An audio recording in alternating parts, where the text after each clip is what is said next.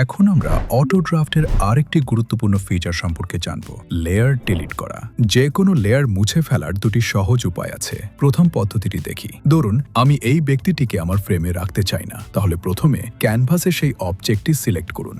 Select করার সাথে সাথে নিচের দিকে একটি ডিলিট বাটন দেখতে পাবেন। সেই ডিলিট বাটনে ক্লিক করুন আর ক্যারেক্টারটি সিন থেকে মুছে যাবে। এটি হলো প্রথম পদ্ধতি। এবার দ্বিতীয় পদ্ধতিটি দেখি। সিনের প্রতিটি অবজেক্টের একটি আলাদা লেয়ার থাকে। আপনি যখন কোনো ক্যারেক্টার সিলেক্ট করেন তখন তার সংশ্লিষ্ট লেয়ারটি স্বয়ংক্রিয়ভাবে হাইলাইট হয়ে যায়। উদাহরণস্বরূপ, যদি আমি বেগুনি পোশাকের ক্যারেক্টারটি সিলেক্ট করি তাহলে তার লেয়ারটি হাইলাইট হবে। যদি আমি হলুদ পোশাকের ক্যারেক্টারটি সিলেক্ট করি তাহলে সেই লেয়ারটি হাইলাইট হবে। এভাবে আমরা বুঝতে পারি কোন লেয়ারটি বর্তমানে অ্যাক্টিভ। এখন ধরুন আমি হলুদ পোশাকের ক্যারেক্টারটি মুছতে চাই। একটি উপায় হলো নিচের ডিলিট বাটনে ক্লিক করা, কিন্তু আরও দ্রুত একটি উপায় আছে। সরাসরি হাইলাইট করা লেয়ারের পাশে থাকা এক্স আইকনে ক্লিক করুন।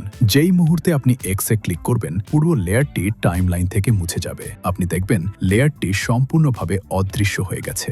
সংক্ষেপে, লেয়ার ডিলিট করার দুটি উপায়। অবজেক্ট সিলেক্ট করে নিচের ডিলিট বাটনে ক্লিক করুন।